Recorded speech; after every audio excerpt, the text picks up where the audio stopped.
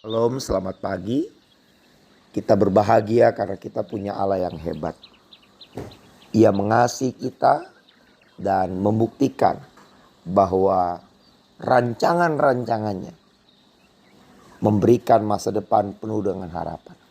Jangan takut, tetap percaya. Dan biarlah lewat kebenaran firman Tuhan ini, sharing renungan, Bapak Ibu dapat dikuatkan, kita sama-sama melangkah bersama untuk menuju kegenapan janji Tuhan.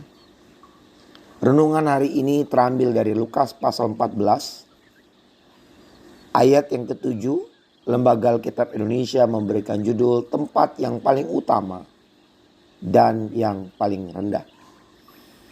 Karena Yesus melihat bahwa tamu-tamu berusaha menduduki tempat-tempat kehormatan, Ia mengatakan perumpamaan ini kepada mereka. Jadi banyak yang dilihat Yesus berusaha untuk menduduki tempat-tempat kehormatan. Lalu Tuhan menyampaikan perumpamaan ini sebagai pembelajaran.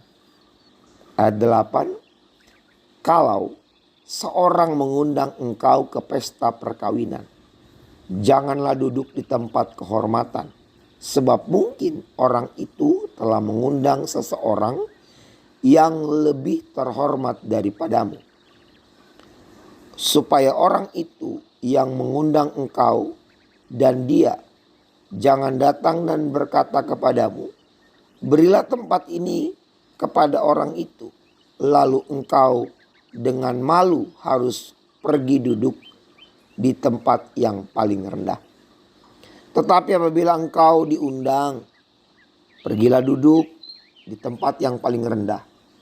Mungkin tuan rumah akan datang dan berkata kepadamu, sahabat, silakan duduk di depan.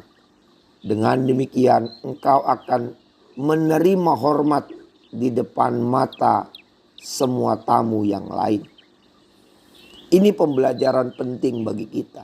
Ayat 11 berkata, sebab barang siapa meninggikan diri, ia akan direndahkan, dan barang siapa merendahkan diri, ia akan ditinggikan.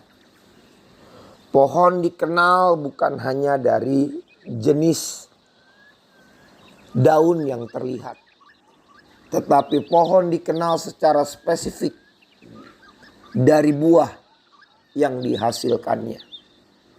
Kehidupan orang yang melekat kepada Tuhan itu tergambar dari perilaku-perilaku yang dilihat oleh orang lain.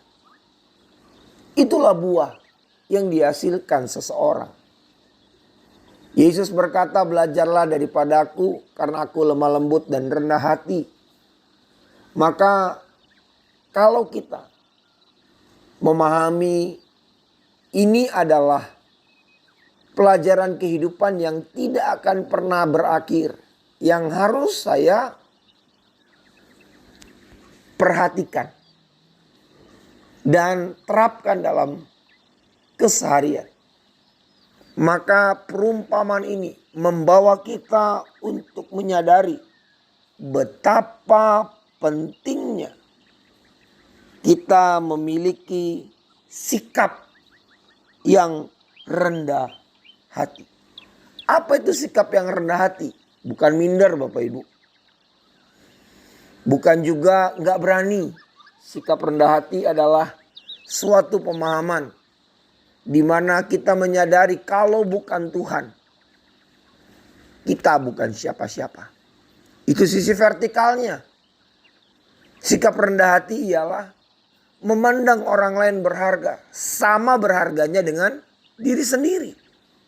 Sehingga kita tidak pernah melihat orang lain itu lebih kecil dari kita. Itu sikap rendah hati. Kalau kita memandang orang lain berharga sama seperti kita memandang diri kita sendiri, maka kita akan memperlakukan orang lain dengan benar dan tepat. Kita mulai gampang memberikan sapa. Meskipun mungkin orang yang kita sapa memiliki status sosial yang jauh lebih rendah dari kita.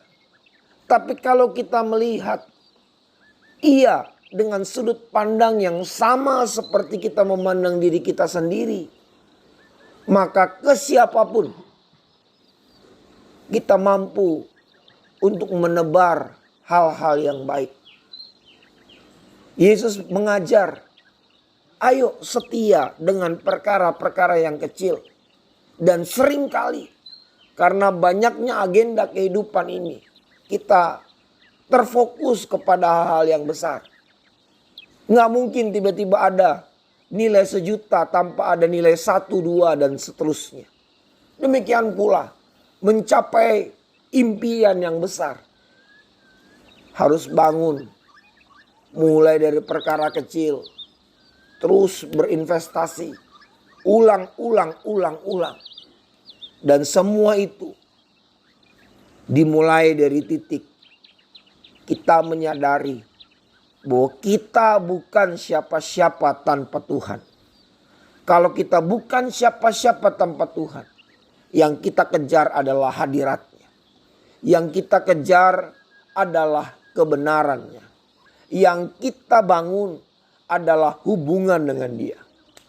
Kalau kita memiliki kerendah hatian, maka kita memandang orang lain berharga sama seperti kita menghargai diri kita sendiri.